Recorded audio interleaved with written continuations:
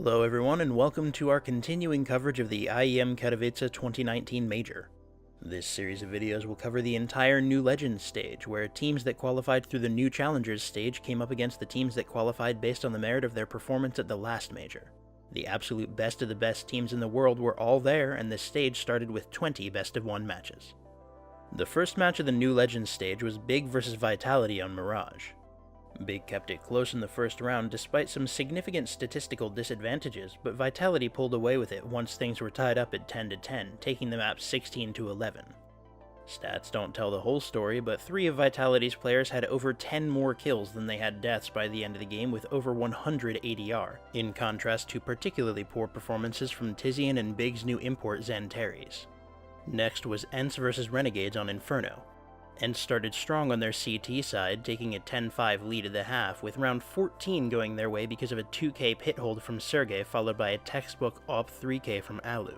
Jacob low, even with the man advantage, they can get doubled up very easy in the pit. Here's Sergey, it's his chance, it's his time, and he delivers. No more pressure coming up mid, they wanted pit first, and it's not gonna happen, and Alu is gonna get the final 3 kills. Convincing defense from ENCE. The Renegades struck back after halftime though, taking 11 rounds to ENCE's 3 in the second half and winning the map 16-13. The following match was FaZe vs HellRaisers on Train. HellRaisers couldn't make use of their start on CT, only taking 4 rounds in the first half, after which FaZe quickly closed things out in the second. Interestingly, HellRaisers did a good job at securing opening frags, taking 12 to FaZe's 8, but they couldn't convert those into any significant advantages, with Hobbit the only player on the team to even achieve an even KD in the match. Afterwards, Na'Vi faced G2 on Train in Na'Vi's first match of the Major. Na'Vi went into the Major with seemingly low expectations according to an interview with Zeus recently published on HLTV, but they performed extremely well against G2. The first half ended 9-6 for Na'Vi, but after the half, G2's CT strats didn't line up at all with Na'Vi's T-side play. G2 were forced into a full eco at 14-7, and Edward sprayed down 4 of G2's players in quick succession. Push down mid, try and catch Na'Vi off guard, no nades to signal it's coming, and Edward loves that. He loves it very, very much. 4 quick kills. Na'Vi took 7 rounds to G2's 1 in the second half to end their first map of the Major 16-7 in their favor. The next match was Liquid vs Avangar in Liquid's debut match in the tournament. Jame and Kickert did an excellent job keeping Avangar in the match during the first half, allowing them to take the half 8-7 and performing comparably to Twists and Naf, but the other 3 players on each squad had a large part in deciding the outcome of the match. Liquid's players stayed relatively even on frags, while Avangar's players fell short, with all 3 of their other players averaging under 60 damage per round. Liquid cleaned up after the half and took the match 16-12. NRG vs NIP was next in a CT battle on Nuke. Early in the map, NRG made a half-buy and started a push through Squeaky, but Forrest shut them down in short order with 3 quick headshots. Door's gonna get blown open, but Forrest has been waiting for that all round. Oh my god. Sit down, NRG. Forrest, 7 kills in the last 2 rounds. NIP finished out the half with an 11-4 CT side, which NRG followed up on with a solid half of their own to bring things back to parity at 13-13. NIP took the next 2 rounds and guaranteed themselves at least overtime, but NRG won round 29 to keep themselves in it. NIP managed to take the last round and closed the game 16-14 on the back of some extremely strong performances by Rez and Forrest. Astralis vs Complexity was next on the docket, and things went pretty much to everyone's expectations. Astralis won the first half 11-4 thanks to a 2v5 from Dupree and Zippix in the 15th round. It's actually pretty terrifying. Dupree upstairs. Bomb is in the hands of Zippix. So it's a 5-on-2. It's now a 3-on-2. As Zippix gets nothing pushing through from the ramp as well. And you can see Complexity, they're getting picked off one by one in too many situations. Shazam scoped in, I think they heard that. That would have been audible from that point, so they're already gonna try and smoke him off the angle. Molotov, even better, so he can't just stand there, he's gotta remove himself completely. And as a flash comes through from main, it actually blinds up both, but they can't afford to push that either, so this suddenly becomes Astralis with the advantage. Clever positioning from Zippix, he's gonna go all the way up on top of the hut. Knows Shazam wants to come back in from that angle, but has to get off because Dupree gets in a battle. Zippix can control the peak. 1-on-2, finds Dude. Def walking in already. They had no idea that he actually rotated back into the hut, and he just plays the bomb at this point. A 5-on-2, and with one shot, Xyp9x finds 11. The next half didn't go much better for Complexity, and Astralis closed out the game in 22 rounds. The match's star player was undoubtedly Xyp9x, with a rating 2.0 of over 2, a KD of 3-1, and 131 damage per round. Next was Cloud9 versus MiBR, and it looked like MiBR hadn't yet shown up to the major. This was their first match in the tournament thus far, and Cloud9 took full advantage of that fact, delivering an absolute thrashing to the Brazilian team. The match was over in just 19 rounds, and coldzera was the only member of MiBR to even break 10 kills.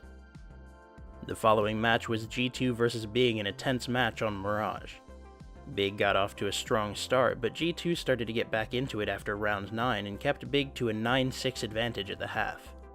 Big won the second half pistol and got an economy going by winning the round after that, but G2 put a stop to that momentum, taking 10 of the next 12 rounds and winning the map 16-13. Up next was HellRaisers versus ENCE on Dust 2.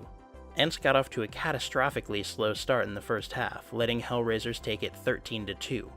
One of their only rounds in the first half was actually a full eco push up middle on CT, where AlexiB found 2 with his USP before grabbing an AK for a third. Farm right now, as they push up mid towards East, he's going to get tagged on down, he will fall. Oh dear! Woxic should be able to keep hold of this one, thank goodness Dead Fox is there, but AlexiB has found 2 with the USP. It's fun to say, even funner for ENCE fans, because now all of a sudden fun is not a word. 2 versus 2.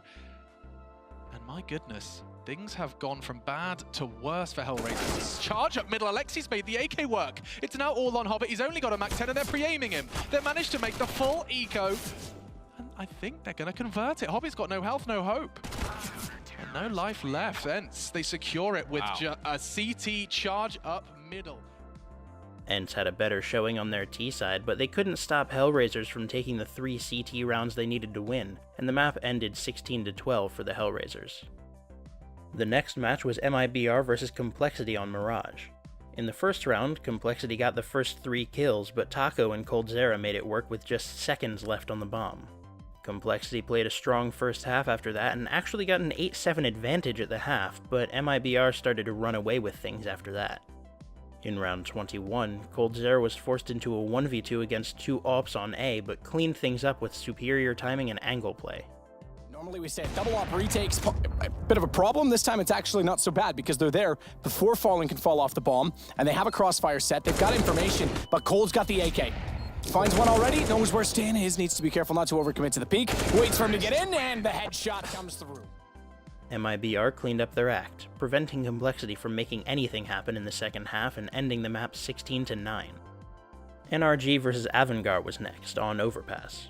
Avangar had a very strong first half, controlling space excellently and taking 11 of the first 13 rounds. In round 14, though, Breezy pushed through toilets with 2 entry frags, which he nearly turned into an ace afterwards.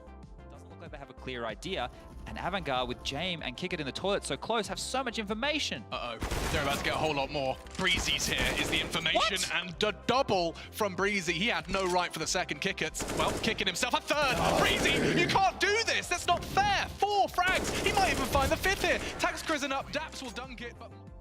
That allowed NRG to take the final round of the half and stem the bleeding at 11-4. NRG tried to mimic Avangar's CT performance, and they did for a while, winning 9 of the first 11 rounds after the half, but Avangar closed things out after that with 3 rounds in a row, ending the map 16-13. Up next was FaZe versus Renegades on Inferno.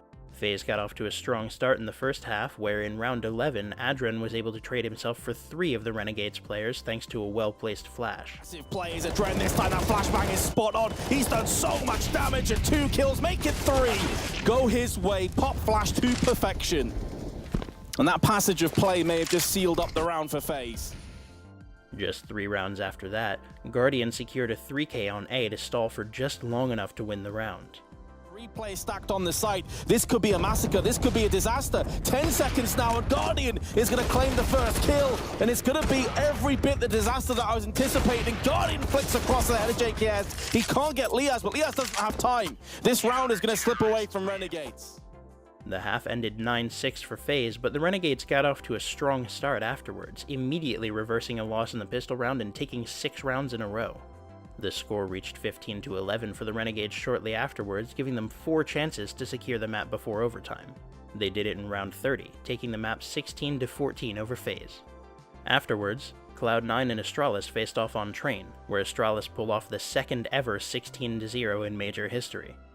Astralis was actually also the team that won the first 16-0, meaning that no other team has ever matched that feat, let alone done it twice. Magisk achieved a major high 2.15 rating 2.0 during the game as well, with over 135 ADR and just 5 deaths. After the biggest blowout of the major came Na'Vi versus Vitality in what would prove to be a significantly closer game. Na'Vi got off to an early 5-round lead, which Vitality reversed on a full eco, only losing 1 player and fully wiping Na'Vi with some great one-deags from Apex. Nice work again, the Deagle's working for Vitality. NBK gets another one, my goodness! You said you want to see a new level. This is it, Vitality, they're taking it in turns. There's only 1 man left, Flamey, he has been great. 10 frags in 6 rounds of play. And that's gonna end, of course it is. The half ended 8-7 for Na'Vi after that eco round reset, and they got an early lead in the second half. Vitality brought things back, though, and took things to overtime with another 8-7 half. Neither team could close things out for the first 2 overtime periods, and it took until the third for Na'Vi to finally pull ahead. They won the map in 47 rounds and showed that an interview isn't reason enough to count out one of the best teams in Counter-Strike. Next, Liquid faced off against NIP on Overpass in the last match of Day 1. Liquid started things off with 5 rounds in a row, the 4th of which came down to a large fight around the B bomb site where Liege picked up 3 frags to make the retake possible. They do, not able to profit from it. Instead, Dennis keeps him safe, as does Rez coming wide from short. Twists down, some of the hard hitters gone, but Naf very much still in this round. Taken out by Get Right, and now with the bomb down, Liege on the retake, and a spectacular one at that, the boost. I don't think Forrest expects this. He's smart, but is he gonna surely not anticipate this? The AWP 2, they dismount. And they're gonna be swapping weapons. Liege on the low health, gonna go first. Upgrades to the AK, that's 1. Forrest, he's not going to expect 2 from the same location, and that's enough. Liquid will find the 4th. Close from NIP, the best shot yet. NIP started making things a little closer after that, and the first half ended 9-6 for Liquid. The second half saw both teams trading short win streaks back and forth, and NIP couldn't keep Liquid from a victory. The map ended 16-13 for Liquid, who edged out their advantages by keeping more of their players alive more often, even on losing rounds. MiBR versus G2 was the first match of Day 2, but still part of the best of ones. Inferno was the map, and MiBR got off to a strong start on CT, taking 8 of the first 9 rounds before G2 started taking any for themselves. In rounds 12, Coldzera made an unorthodox position work thanks to some indecision and whiffed shots by G2 players and picked up a 3K, but Lucky wasn't having it and clutched out with a 4K.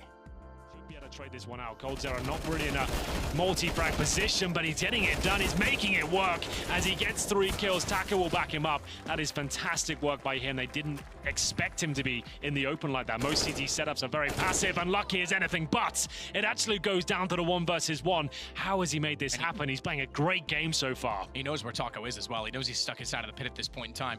He can back off. He has the bomb. There's no need to overcommit to an A plant. He can actually book it to B at this point and beat Taco there, no question about it. But he wants Taco to have that shadow of doubt in his mind that he's already left, that he's going to walk out. Lucky pulls it back brilliantly. 4 kills to clutch it back, and it's now 3 rounds in a row for G2. Just 2 rounds afterwards, G2 was put into another clutch situation, where Jax took down 2 players with just 22 health to complete a 3K clutch. Both rotating over from the B site. No kits on either player. AUG for 1, M4 for the other. 2 flashes. No smoke. It's going to be a heads-up duel. They'll play this for trade. They'll go together at every possible instance, and they'll go relatively quickly on this. Jax could actually get a lineup if they don't check the proper position toward Graveyard. Headshot potential for the AK. He's got to look the right spot. Knows and sees and lines up. He's got both again. Brilliant. G2 kept themselves to a 9-6 disadvantage at the half, but MiBR was ready to close things out afterwards, taking 4 quick rounds after halftime. G2 made their best effort to even things up, but they couldn't get out from under the round deficit, and MiBR took the map 16-12. After that, FaZe and Avangar met on Mirage, where Avangar surprised a shaky-looking FaZe with an 8-7 advantage at halftime. FaZe kept things close after halftime, but they couldn't keep up with Jame, whose consistent op pressure helped earn Avangar an unexpected 16-13 win over FaZe. Rain had a particularly unfortunate match, dying first in 9 of the rounds and only finding the first frag in 1. Next up was NIP versus HellRaisers on Overpass. NIP started on CT, where they absolutely slaughtered HellRaisers, winning 13 rounds in the first half and killing all 5 players on HellRaisers in 12 of them. HellRaisers did more than double their round count in the second half, but it was only from 2 to 5, and NIP ended the map 16-5. The final best-of-1 match was between Vitality and Cloud9 on Mirage. Cloud9 had been having inconsistent performances throughout the major, and they were just coming off their worst yet, a 16-0 from Astralis. Surprisingly though, they were ready to have a close match with Vitality. Vitality won a 9-6 advantage at halftime and took the scoreline to 13-9 not long afterwards. Cloud9 started a streak of rounds though, equalizing it at 13-13, where Flusha was put into a 1v4 on A. He clutched it out though, killing everyone and defusing just in time. The bomb. Now 4 alive in the post plant. NBK, fantastic deagle from range. Flusha's got to do it all. He's found 2 already. Apex standing in behind triple. And Alex to work with him. Those 2 together have combined for most of the work, at least in the first half for Vitality, certainly part of the second as well, but Flush has outdone Apex. He's snuck behind him, he has no idea he's even crossed out from CT, and he'll know that this is toward connector. AUG scope is going to be a benefit. He can hold it down while looking, and as he peeks out, he's going to he views all the way through, he had it, but he still got off and still found the headshot, there's still time. Flusha wins it back. Legendary as always, he'll find 14 for Cloud9 and bails them out. Cloud9 couldn't make a 15th round happen though, and Vitality took 3 rounds in a row to end the map 16-14. That was the last of the best of 1, so we'll be dividing the video here. Part 2 should already be up by the time this video comes out, so do us both a favor and click through to the next section, and we'll see you there.